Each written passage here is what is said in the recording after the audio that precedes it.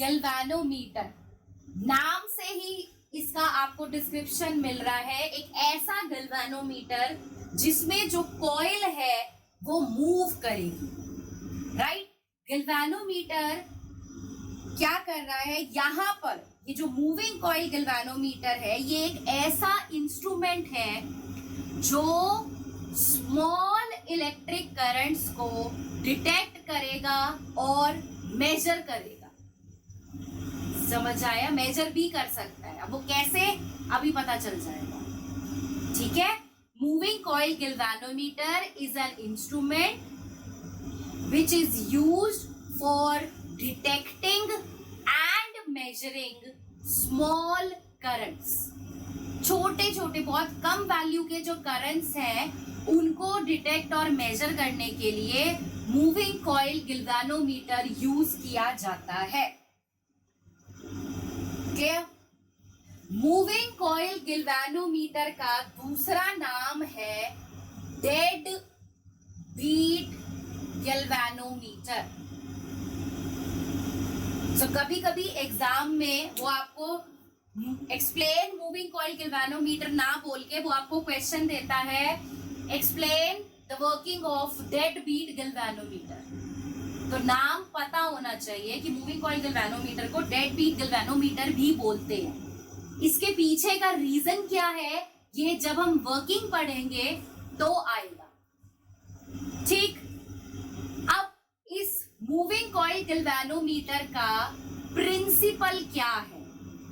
Moving coil galvanometer इस principal पे based है कि जब हम एक करंट कैरिंग कॉइल को मैग्नेटिक फील्ड में रखेंगे तो वो एक टॉर्क एक्सपीरियंस करेगा।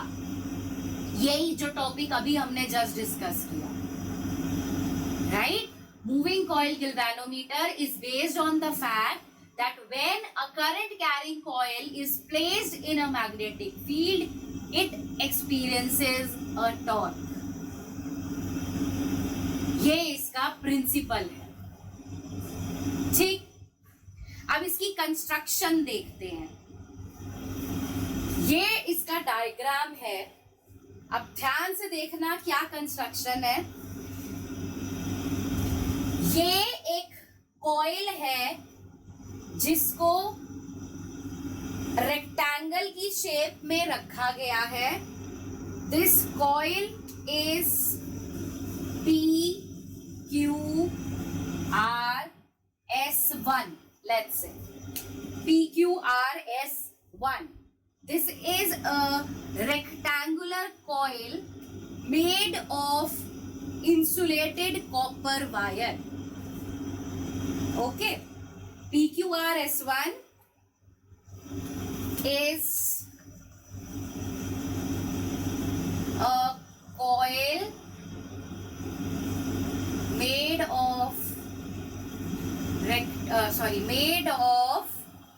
insulated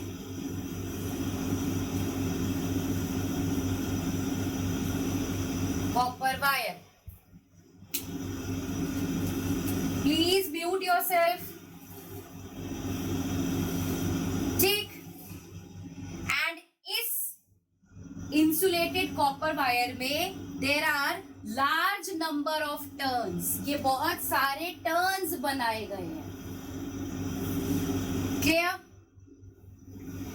इस कॉइल के अंदर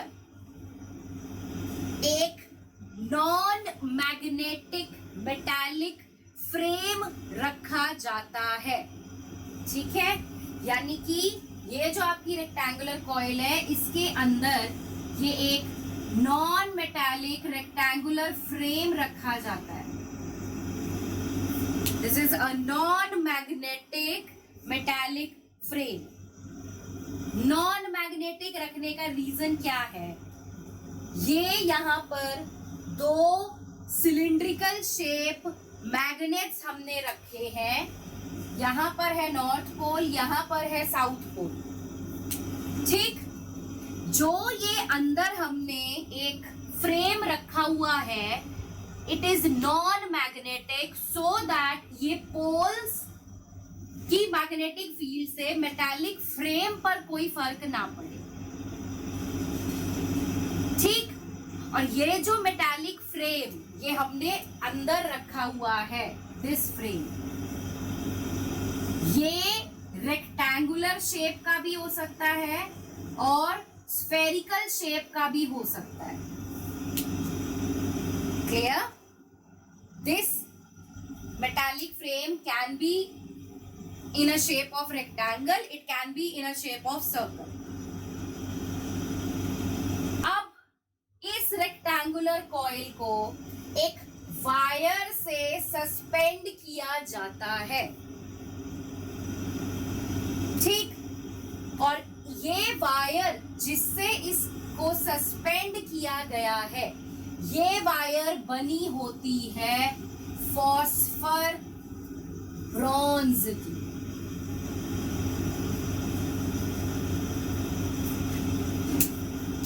फॉस्फर ब्रॉन्ज यूज करने के पीछे एक स्पेसिफिक रीजन है why phosphor bronze is used. ये जब वर्किंग करोगे तो समझ आ जाएगा, वहां पर एक एक्सप्रेशन डिराइव करेंगे, उस एक्सप्रेशन से समझ आ जाएगा why phosphor bronze strip is used over here.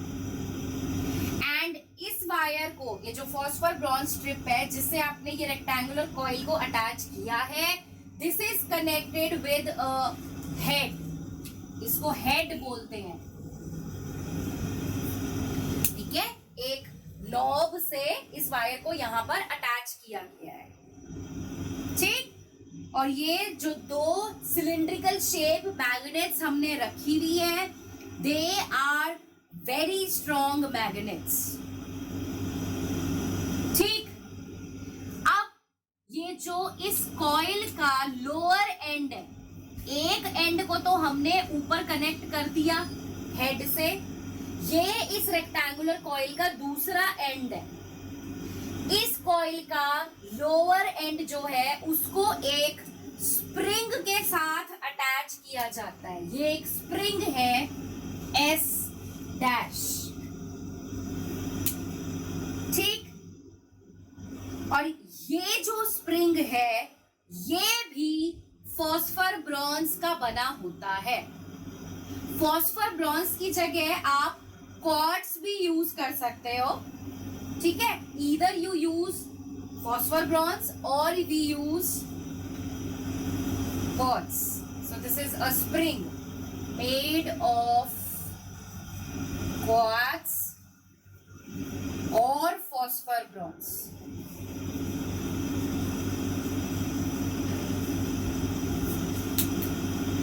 ठीक, और इसको यहां पर दो टर्मिनल्स लिए जाते हैं, दो एंड्स बनाए जाते हैं, एक इधर, let's say this is terminal T1, और एक इधर, let's say this is terminal T2।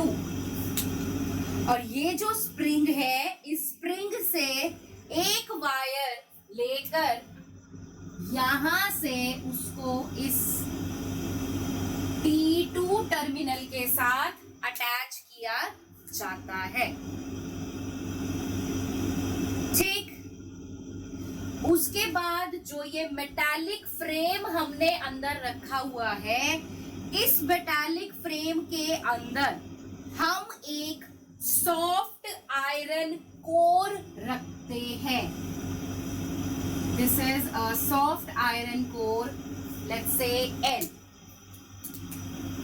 ठीक, so L is a soft iron core, and ये जो soft iron core रखा है, इसकी शेप डिपेंड करती है कि आपने PQRS1 की शेप क्या रखी है। अगर PQRS1 कॉइल रेक्टेंगुलर शेप की है तो अंदर जो आप सॉफ्ट आयरन कोर रखोगे वो सिलिंड्रिकल शेप का लेना पड़ता है।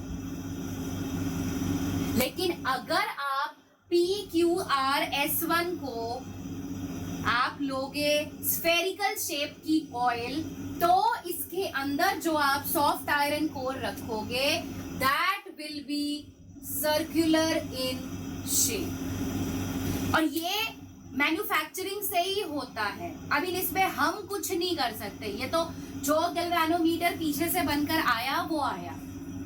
अगर मैन्युफैक्चरिंग के टाइम पे PQRS1 को रेक्टेंगल शेप का बनाया गया होगा तो उसके अंदर सिलिंड्रिकल सॉफ्ट आयरन कोर रखा गया होगा, एंड अगर PQRS1 कॉइल को स्फेरिकल शेप का बनाया होगा तो उसके अंदर सर्कुलर सॉफ्ट आयरन कोर रखा जाएगा। ठीक, एंड ये सारा सेटअप इस तरीके से किया जाता है कि ये जो PQRS1 है, जो आपका इसके अंदर सॉफ्ट आयरन कोर है, ये सब इन दो मैग्नेटिक पोल्स के बीच में आराम से रोटेट करें। ठीक, एंड यहां पर इस सिचुएशन में रेडियल फील्ड का यूज किया जाएगा। जो आपने अभी केस पढ़ा रेडियल फील्ड, इसका क्या मतलब है? रेडियल फील्ड का the plane of the coil is set up parallel to magnetic field. ठीक है, सो इस गैल्वेनोमीटर की मैन्युफैक्चरिंग में इस तरीके से इस रेक्टेंगुलर कॉइल को सेट किया जाता है कि PQRS1 कॉइल का जो प्लेन है वो मैग्नेटिक फील्ड के पैरेलल रहे। पैरेलल रहने पर जो टॉर्क लगेगा वो मैक्सिमम लगेगा, इसीलिए रेडियल फील्ड की सिचुएशन ली जाती है। ठीक, इसके अलावा यहां पर इस फॉस्फर ब्रॉन्ज स्ट्रिप पर यहां पर एक कॉनकेव मिरर लगाया जाता है। ठीक है, M is the concave mirror। Concave mirror लगाने के पीछे का रीजन क्या है कि जब इस कॉइल में डिफ्लेक्शन हो तो मिरर हमारी हेल्प करे वो डिफ्लेक्शन को नोटिस करने में। जैसे ही small amount of current flow करेगा ये कॉइल डिफ्लेक्ट करेगी एंड हेंस मिरर हमारी हेल्प कर देगा वो डिफ्लेक्शन नोट डाउन करने में। इसको लैंप एंड स्केल अरेंजमेंट बोलते हैं। क्या बोलते हैं? Lamp and scale arrangement. Lamp and scale arrangement क्या है? जब हम मिरर यूज कर रहे हैं डिफ्लेक्शन नोट करने में, बस नाम है उसका lamp and scale arrangement. Clear? इस पूरे सेटअप को एक नॉन मेटालिक बॉक्स में, एक नॉन मेटालिक केस में बंद कर दिया जाता है ताकि एयर से कोई डिस्टरबेंस ना हो। याद है आपने एक 11th क्लास में प्रैक्टिकल किया था बीम बैलेंस वाला, उसमें वो पूरा सेटअप को एक ग्लास के केज में बंद था ताकि एयर डिस्टरबेंस ना हो। इसी तरीके से यहाँ पर भी ये जो पूरा सेटअप है, इस पूरे सेटअप को एक नॉन मेटालिक बॉक्स में, एक नॉन मेटालिक केस में बंद करके रखा जाता है so that there is no disturbance from air. ठीक, इसके अलावा यहाँ पर स्क्रूज लगाए जाते हैं, ये इसको बैलेंस करके रखने में, लेवल करके रखने में, मतलब ये टेढ़ा बेढ़ा ना हो। ठीक है, एंड ये जो यहाँ पर टर्मिनल्स है T1 and T2, in terminal से दो वायर लेकर आप इस गैल्वेनोमीटर को किसी भी सर्किट में कनेक्ट कर सकते हो, ठीक है। और ये जो टॉर्शन यहाँ पर ये जो हेड है, इस हेड को टर्मिनल 1 से कनेक्ट किया जाता है। ये इसकी पूरी कंस्ट्रक्शन है, बहुत बड़ी कंस्ट्रक्शन है। मैं एक बार फिर से ब्रीफ कर देती हूं, ध्यान से सुन लेना। Moving coil galvanometer is also called as a deadbeat galvanometer, right? It is a galvanometer which is used for detecting and measuring small amounts of current. Moving coil galvanometer is based on the principle that when a coil carrying current is placed in a magnetic field, it experiences a torque. ठीक, और इस coil में जो current है वो flow करेगा इस direction में, PQRS1। तो यहां से इस तरीके से करंट फ्लो करेगा, ठीक। देन एक रेक्टेंगुलर शेप कॉइल लिया, PQRS1 having large number of turns. इस कॉइल को हमने दो strong magnetic poles north and south के बीच में रखा, एंड इस तरीके से रखा कि ये पोल्स इसके मूवमेंट को अफेक्ट ना करें। कॉइल के अंदर एक नॉन मैग्नेटिक मेटालिक फ्रेम रखा है, राइट, एंड उसके भी अंदर एक सॉफ्ट आयरन कोर रखा है। Soft iron core cylindrical shape का होगा अगर आप एक रेक्टेंगुलर शेप की PQRS1 कॉइल यूज कर रहे हो, एंड ये soft iron core circular shape का होगा अगर आप PQRS1 को सर्कुलर शेप का रख रहे हो। उसके बाद इस PQRS1 का एक एंड को हम टॉप पर कनेक्ट करते हैं हेड से, दूसरे एंड को एक स्प्रिंग से कनेक्ट किया जाता है, और उस दूसरे एंड को अल्टीमेटली एक टर्मिनल लेते हैं T2, वहां पर कनेक्ट कर देते हैं। हेड को एक दूसरे टर्मिनल T1 से कनेक्ट करके रखा जाता है।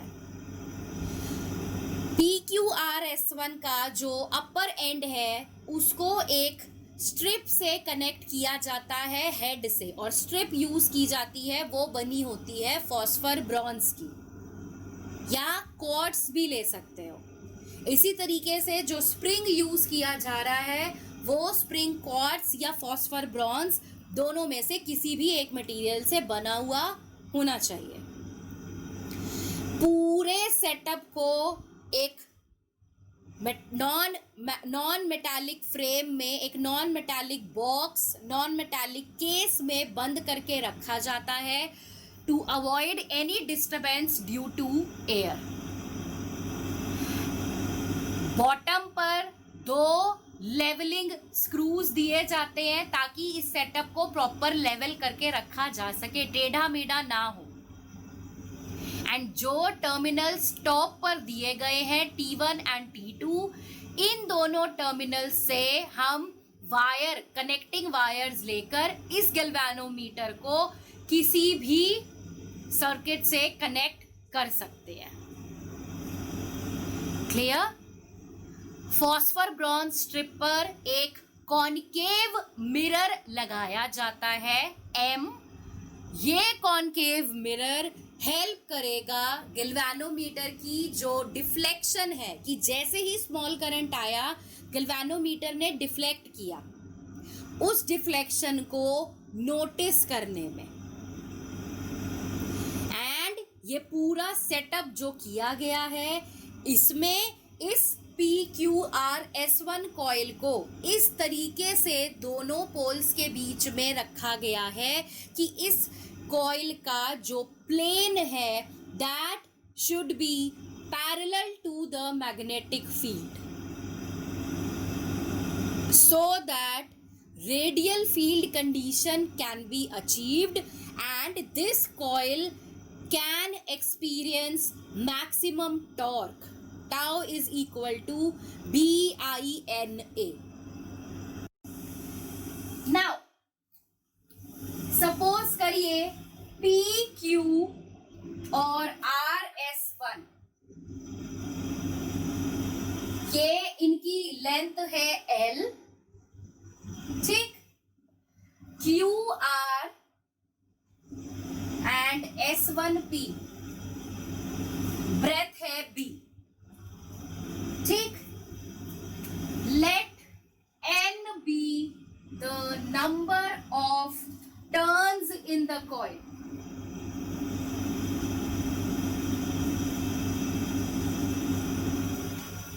ठीक. A, capital A is the area of the coil, one coil which is length into breadth, and there are n number of turns.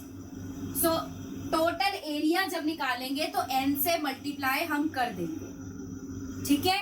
I is the current which is flowing in the coil, B is the magnetic field, correct. अब हमने बोला कि इस situation में हम radial field का इस्तेमाल कर रहे हैं, right. We have kept the setup in radial field. That means torque BINA sine alpha या कॉस थीटा, थीटा बिकम्स 0. मैं यहां लिख ही देती हूं पहले. Cos theta for radial field, theta is 0, hence alpha is 90 degree, है ना. हमने पीछे पढ़ा था ना, theta plus alpha is 90 degree. So if theta is 0, alpha becomes 90 degree.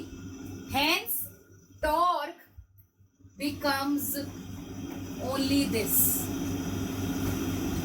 which is the maximum torque. ठीक. तो अब जब आपने इस PQRS1 कॉइल को, जिसके अंदर करंट फ्लो कर रहा है, आपने इस कॉइल को मैग्नेटिक फील्ड के अंदर जब रखा, रखते ही इस कॉइल पर ये मैक्सिमम टॉर्क लगेगा, NIBA, करेक्ट. और जैसे ही इस कॉइल पर टॉर्क लगा, ये कॉइल क्या करेगा, टर्न करेगा, रोटेट करेगा एंटी क्लॉकवाइज डायरेक्शन में. क्लियर, समझ आया, बोलो. ठीक. अब ये जब टर्न करेगा, जैसे मान लीजिए इस तरीके से, ये आपकी रेक्टेंगुलर कॉइल है, ठीक है, और यहाँ पर ये ऊपर वायर अटैच्ड है. जैसे ही इस कॉइल पर टॉर्क लगा, ये कॉइल ऐसे टर्न लेगी, इसके साथ ये जो वायर अटैच है ये ट्विस्ट होएगी, करेक्ट. ये वायर ट्विस्ट कर जाएगी, मुड़ेगी साथ साथ उसके. बोलो यस और नो. सिचुएशन समझ आ रही है ना, कि जैसे मान लो, मैं बनाकर ही दिखाती हूँ कि आपने ये रेक्टेंगुलर ये रखा हुआ है और इसके ऊपर ये कॉइल है.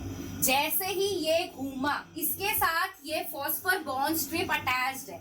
ये फॉस्फर ब्रॉन्ज स्ट्रिप अब जब अटैच है, ये घूम रहा है, ऊपर से तो फिक्स है, ये नीचे से जब टर्न ले रहा है तो ये स्ट्रिप इस तरीके से घूमने की कोशिश करेगी और ये ट्विस्ट करेगी. ऊपर से तो घूम नहीं सकती. अगर ये यहाँ से मूवेबल होता तो ये पूरा ऐसे घूम जाता, बट ऊपर से आपने इसको अटैच रखा हुआ है तो ऊपर से तो ये फिक्स ही रहेगा, सिर्फ नीचे से ये ऐसे ट्विस्ट हो जाएगा, करेक्ट. अब जब ये ट्विस्ट हो गया, इसकी शेप चेंज हो गई, अब क्या होगा? स्टेबिलिटी एक्वायर करने के लिए ये वापस आने की कोशिश करेगा, यस और नो? टॉर्क लगने से ये ट्विस्ट हुआ, इसने अपनी कॉन्फ़िगरेशन बदल ली। अब हर सिस्टम स्टेबिलिटी चाहता है, तो जब कॉन्फ़िगरेशन बदली तो ये वापस आने की कोशिश करेगा। तो जब ये फॉस्फर ब्रॉन्ज स्ट्रिप वापस अपनी कॉन्फ़िगरेशन पर आने की कोशिश करेगी, इसका मतलब एक रीस्टोरिंग टॉर्क इसमें लगेगा।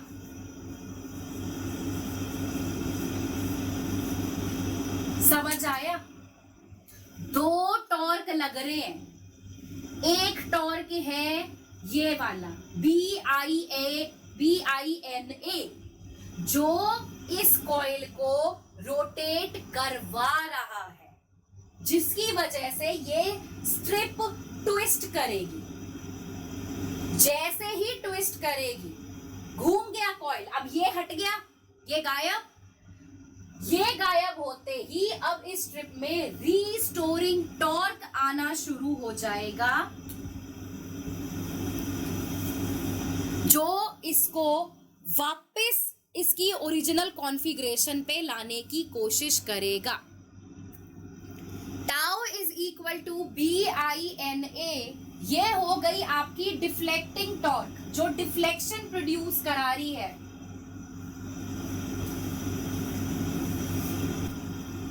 राइट? अब हमने क्या किया? टॉर्क BINA, ये है डिफ्लेक्टिंग टॉर्क, जो इस कॉइल में डिफ्लेक्शन प्रोड्यूस कर रही है। ठीक? जैसे ही डिफ्लेक्शन प्रोड्यूस हुई, फॉस्फर ब्रॉन्ज स्ट्रिप ट्विस्ट कर गई। So let theta be the twist which is produced in the phosphor bronze strip due to rotation of the coil. ठीक?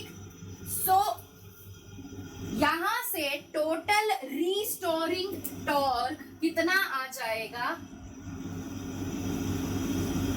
Total restoring torque will be equal to K theta, where K is the restoring torque which is produced in the phosphor bronze strip per unit twist. ठीक? K is the restoring torque produced in the phosphor bronze strip per unit twist. आपको formula याद है? Hooke's law, F is equal to KX। यही formula पूछ रही थी मैं आपसे, F is equal to KX। यही चीज यहां लगाई है, X की जगह पे थीटा आ गया। X डिस्प्लेसमेंट है, ये एंगुलर डिस्प्लेसमेंट है। ठीक है? फोर्स का एनालॉग टॉर्क होता है। So tau is equal to K theta. यहां तक समझ आया?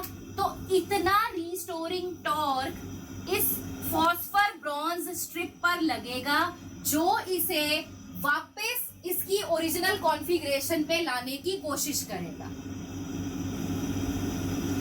क्लियर है?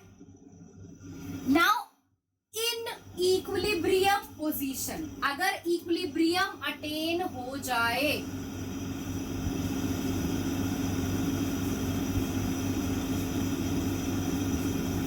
इक्विलिब्रियम पोजीशन में ये दोनों टॉर्क्स इक्वल होंगे, yes or no? These two will be equal. So NIAB, this is equal to K theta. So यहां से अगर हम I निकालें, so I is equal to K upon NAB into theta. और ध्यान से देखो, K एक कांस्टेंट है, N कांस्टेंट है, A कांस्टेंट है, B कांस्टेंट है, सब फिक्स है। सो यहां से मेरे पास एक रिलेशन आ गया, I is equal to capital G into theta.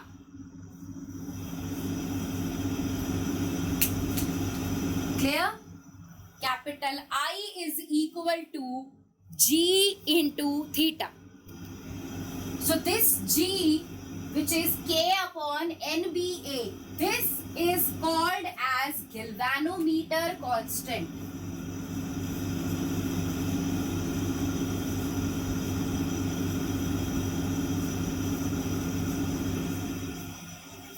Clear?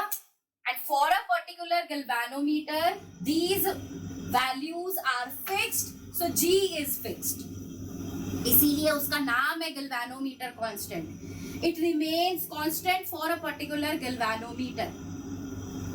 So यहाँ से हम क्या conclude कर सकते हैं? That I, इस formula से, that I is directly proportional to theta. जितना ज्यादा करंट इस कॉइल में फ्लो करेगा उतना ज्यादा अच्छे से डिफ्लेक्शन शो होगी. तो गैल्वेनोमीटर हमारे लिए उतना अच्छा है. यस भाई, ऐसा ना हो ना कि करंट फ्लो करता जा रहा है और गैल्वेनोमीटर आराम से बाद में डिफ्लेक्शन शो कर रहा है. नहीं, जैसे ही स्मॉल अमाउंट ऑफ करंट आया फटाफट गैल्वेनोमीटर ने डिफ्लेक्शन शो कर दी. ठीक, अब यहां से समझ आएगा कि जो इसका नाम है डेड बीट वो क्यों है, मिरर ने एग्जैक्टली काम क्या किया. ध्यान से सुनना. छोटा सा करंट आया, ठीक, ये जो मूविंग कॉइल गैल्वेनोमीटर है ये बना ही इसलिए है कि जो small small amount of currents है उनको भी ये फटाफट से डिटेक्ट कर सके. ठीक, अब जैसे ही स्मॉल अमाउंट ऑफ करंट आया, गैल्वेनोमीटर ने, जो कॉइल है गैल्वेनोमीटर ने, उसने फटाफट से डिफ्लेक्शन शो करी और रीस्टोरिंग टॉर्क की वजह से जल्दी से कॉइल वापस भी आ गई. ये सब कुछ इतना जल्दी होता है कि आप एकदम से देखकर डिटेक्ट भी नहीं कर पाते. कई बार आपको पता ही नहीं चलेगा कि डिफ्लेक्शन हो भी गई. तो इस तरह से तो बहुत सारी डिफ्लेक्शंस हैं जो मिस होती चली जाएंगी. तो उन चीज से बचने के लिए मिरर यूज किया जाता है. मिरर भाई, जैसे ही फॉस्फर ब्रॉन्ज स्ट्रिप हिलेगी, ट्विस्ट होएगी, मिरर उसके साथ हिलेगा. और मिरर जैसे ही हिला आप देखकर बता सकते हो कि अरे हाँ डिफ्लेक्शन हो गई. समझ आया? खाली एक पतली सी स्ट्रिप फॉस्फर ब्रॉन्ज की जल्दी से ट्विस्ट करके वापस अगर आ जाए, आप उसको एकदम नहीं डिटेक्ट कर सकते. इसीलिए इस पे मिरर लगाया गया है कि जैसे ही फॉस्फर ब्रॉन्ज स्ट्रिप घूमकर जैसे ही वो वापस आई, मिरर भी उसके साथ हल्का सा घूमा और वापस आ गया. मिरर की डिफ्लेक्शन आप आराम से देख सकते हो. So concave mirror is used over here. इसी को हम लैंप एंड स्केल अरेंजमेंट बोलते हैं. Also concluded that I is directly proportional to theta, right? The current flowing in the coil is directly proportional to the deflection that is observed in the galvanometer. Now, अब इस moving coil galvanometer में क्या है कि जो ये coil है ये एकदम से deflected state में आ जाती है जैसे ही current flow करता है, और जैसे ही आप करंट को ऑफ करते हो करंट फ्लो करना स्टॉप कर देता है. सो एकदम से ये कॉइल वापस अपनी इनिशियल पोजीशन जो है उसमें आ जाती है. ठीक, मूविंग कॉइल गैल्वेनोमीटर इस तरीके का गैल्वेनोमीटर है जिसमें अगर आप कॉइल PQRS1 में करंट फ्लो कराओगे तो ये कॉइल फटाफट से डिफ्लेक्टेड स्टेट में आ जाएगी. And the moment you switch off the current, so this coil it will attain its initial position of rest at once. एकदम से वापस अपनी ओरिजिनल कॉन्फ़िगरेशन ये कॉइल ले लेती है. मतलब इस गैल्वेनोमीटर में आप डिफ्लेक्शन अगर नोट करो, so the deflection can be noted in no time, मतलब इतना जल्दी जल्दी से इस कॉइल की पोजीशन चेंज होती है, झटके से डिफ्लेक्शन हुई और झटके से वो वापस भी आ गया। So the deflection can be noted in no time, आपके लिए मुश्किल है। So that is why it is called as dead beat galvanometer. मैंने आपको ये वर्ड बताया था, dead beat.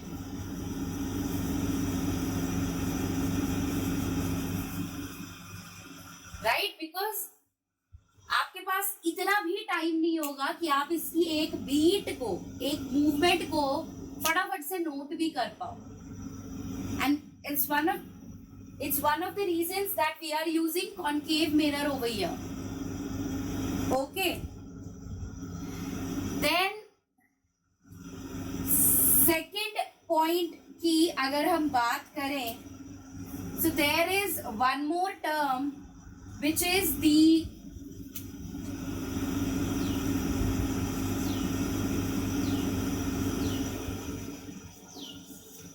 sensitivity of galvanometer. Mute yourself, जो भी है ये।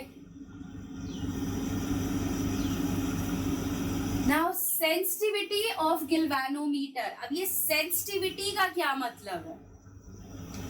देखो, sensitivity का मतलब है कि एक गैल्वेनोमीटर कितनी जल्दी, कितनी लार्ज डिफ्लेक्शन दिखा दे even when a small current is flowing through it.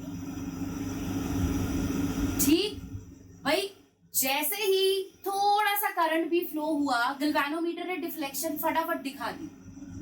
तो ये तो बहुत अच्छी बात है, यही गैल्वेनोमीटर का काम है।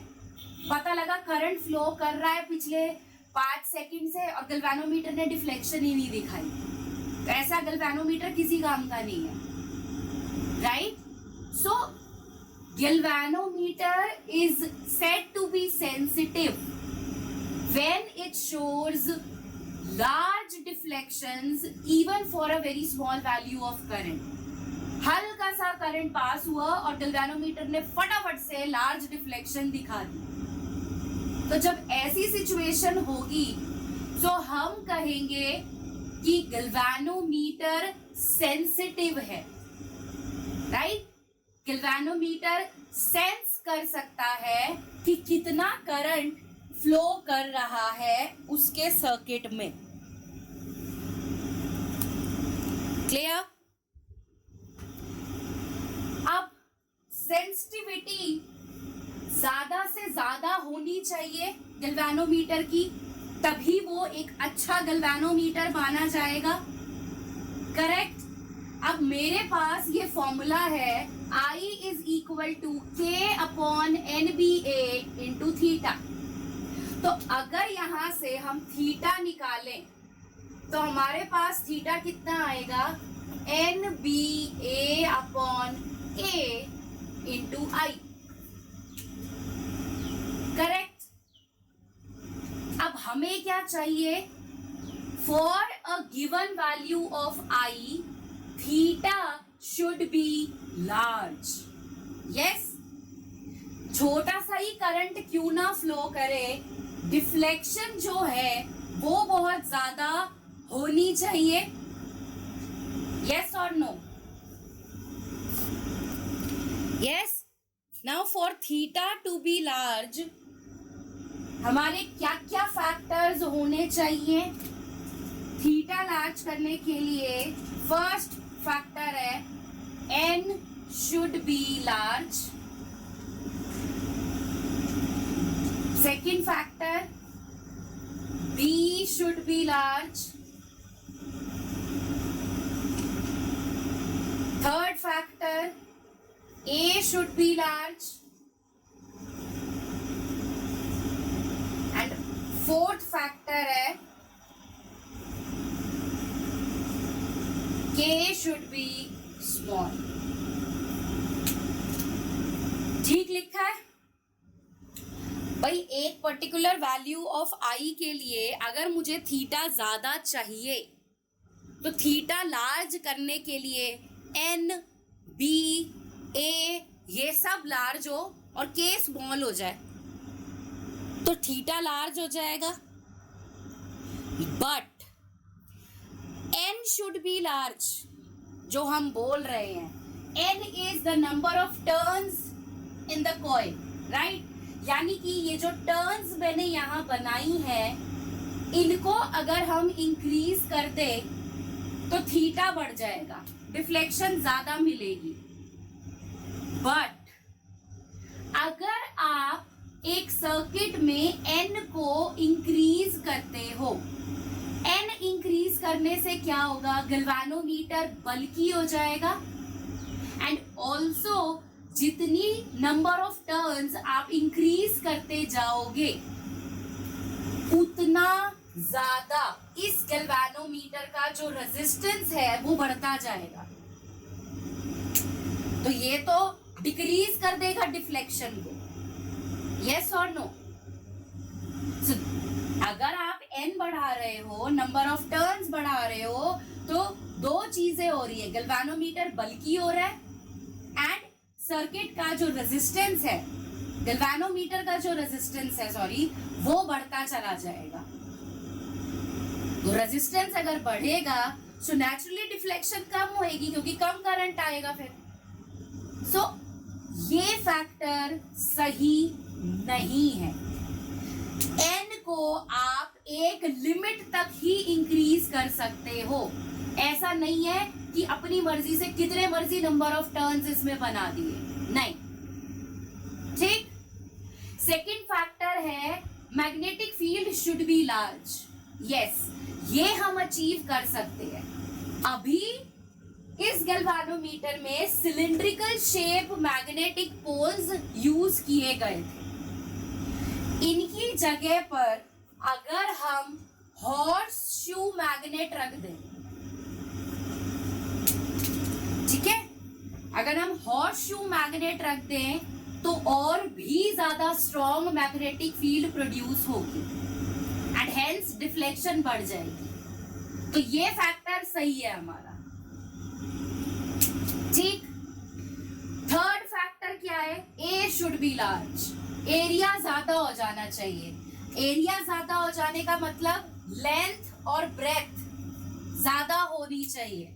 अब सोचो अगर आप ये लेंथ और ब्रेथ बढ़ाते चले जाओगे तो क्या होगा, फिर से वही हाल होएगा गैल्वेनोमीटर का, that the galvanometer will becomes bulky. Manage करना ही मुश्किल हो जाएगा इस गैल्वेनोमीटर को. सो एरिया भी नहीं बढ़ना चाहिए. ये फैक्टर भी इतना सही नहीं है डिफ्लेक्शन को बढ़ाने में. एंड लास्ट फैक्टर है द वैल्यू ऑफ के should be decrease. It should be small. के क्या लिया था हमने, रीस्टोरिंग टॉर्क पर यूनिट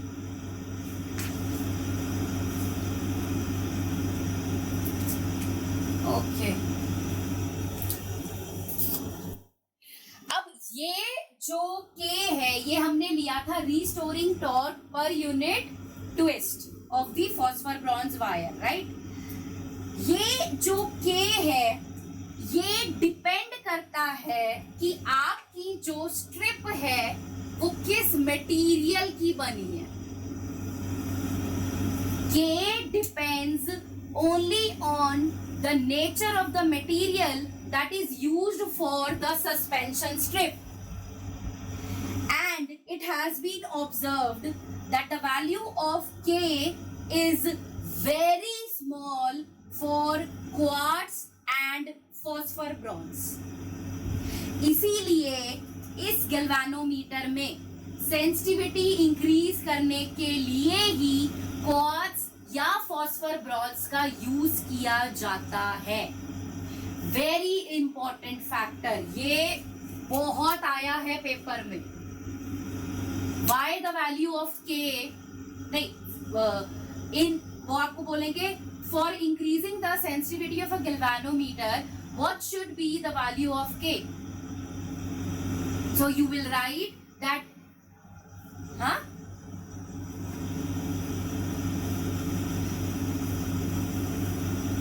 हाँ, this K, which is the restoring torque per unit twist, it depends only on the nature of the material of the suspension strip that we are taking.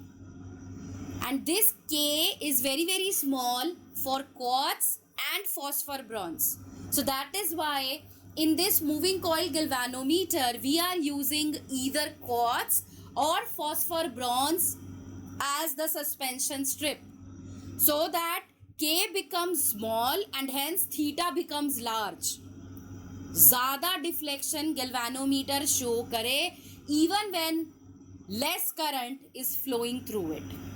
Now sensitivity is of two types जो अब हम यहाँ पर लेंगे. First है current sensitivity. ठीक, अब current sensitivity of the galvanometer, इसका क्या मतलब है? अगर आप एक यूनिट करंट फ्लो कराओ गैल्वेनोमीटर में से, तो कितनी डिफ्लेक्शन प्रोड्यूस होगी वो कौन देगा? Current sensitivity. ठीक, मैं फिर से रिपीट करती हूँ. करंट सेंसिटिविटी IS से इंडिकेट करते हैं करंट सेंसिटिविटी. करंट सेंसिटिविटी क्या कहता है कि अगर हम यूनिट करंट फ्लो कराएं गैल्वेनोमीटर में, तो कितनी डिफ्लेक्शन गैल्वेनोमीटर में प्रोड्यूस होगी. Right, it is defined as the deflection produced in the galvanometer when a unit current is flowing through it. So IS is theta upon I. ये formula है हमारे पास. ठीक, थीटा अभी हमने निकाला, क्या था theta? NBA upon K into I. यही था theta, NBA upon K into I. So I से I कैंसिल हो गया, तो हमारे पास IS की वैल्यू आ गई. Current sensitivity is NBA upon K. समझ आया? NBA upon K. ये करंट सेंसिटिविटी है. करंट सेंसिटिविटी आपको ये बता रहा है कि अगर मैं गैल्वेनोमीटर में एक यूनिट करंट फ्लो करवाऊं तो कितनी डिफ्लेक्शन वो गैल्वेनोमीटर देगा. क्या SI यूनिट होगी करंट सेंसिटिविटी की? थीटा अपॉन I है, दैट मीन्स रेडियन पर एम्पियर, या फिर कभी कभी डिवीजन पर एम्पियर भी होती है. Clear? This is current sensitivity. दूसरा फैक्टर है voltage sensitivity.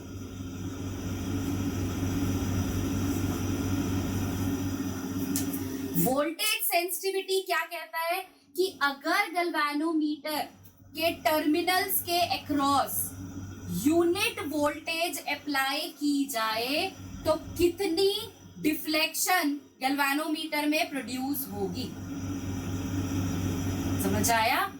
Voltage sensitivity is defined as the deflection produced in the galvanometer when a unit voltage is applied across the two terminals of the galvanometer. बस यहाँ current है, वहाँ voltage है. यहाँ पर unit current flow कराओगे तो कितनी डिफ्लेक्शन प्रोड्यूस होगी. यहाँ पर यूनिट वोल्टेज अप्लाई करोगे गैल्वेनोमीटर के टर्मिनल्स के अक्रॉस तो कितनी डिफ्लेक्शन प्रोड्यूस होगी. तो वोल्टेज सेंसिटिविटी को VS से इंडिकेट करते हैं and this is equal to theta upon V. Clear? Now if R, capital R is the resistance of the galvanometer. Suppose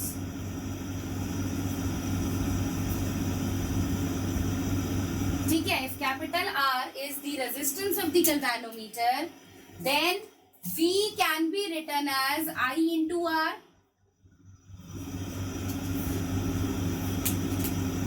Correct? V is IR, Ohm's law. So theta की value डालो यहाँ पर, कितना आया? NBA upon K into I. This is theta into I into R. Correct? यहां से I और I cancel हो गए, तो हमारे पास वोल्टेज सेंसिटिविटी कितना आ गया? NBA upon K into R. Correct? और NBA अपॉन K, अभी हमने करंट सेंसिटिविटी निकाला है. Yes, so voltage sensitivity is current sensitivity upon R. ये फॉर्मूला अक्सर बच्चों को कंफ्यूज करता है, बिकॉज बच्चों को बोलते हैं what is the value of voltage sensitivity in terms of current sensitivity, और बच्चा सीधा लिखता है V is equal to IR. वो लिखेगा VS is equal to IS into R, और गलत. ध्यान रखना, voltage sensitivity is current sensitivity upon resistance, and from here the unit of voltage sensitivity, the SI unit of voltage sensitivity is what? Theta by V, radian पर volt या फिर division पर volt.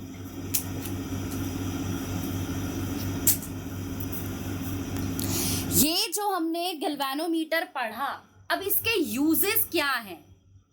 Galvanometer का पहला use तो हमने starting में ही पढ़ लिया था, that it is used to detect and measure small electric currents. और यूज क्या है इसका कि हम इस गैल्वेनोमीटर को एमीटर में कन्वर्ट कर सकते हैं अगर हम इस गैल्वेनोमीटर के साथ पैरेलल में एक स्मॉल रेजिस्टेंस लगा दें तो. ठीक है. एक और यूज क्या है गैल्वेनोमीटर का कि इस गैल्वेनोमीटर को हम वोल्ट मीटर भी बना सकते हैं अगर हम इस गैल्वेनोमीटर के साथ सीरीज में एक हाई रेजिस्टेंस लगा दें तो. समझ आया? अब ये एमीटर और वोल्ट मीटर में जो गैल्वेनोमीटर को कन्वर्ट करने की बात आ रही है, तो देखते हैं अब कि गैल्वेनोमीटर कैसे एमीटर और वोल्ट मीटर में कन्वर्ट हो सकता है.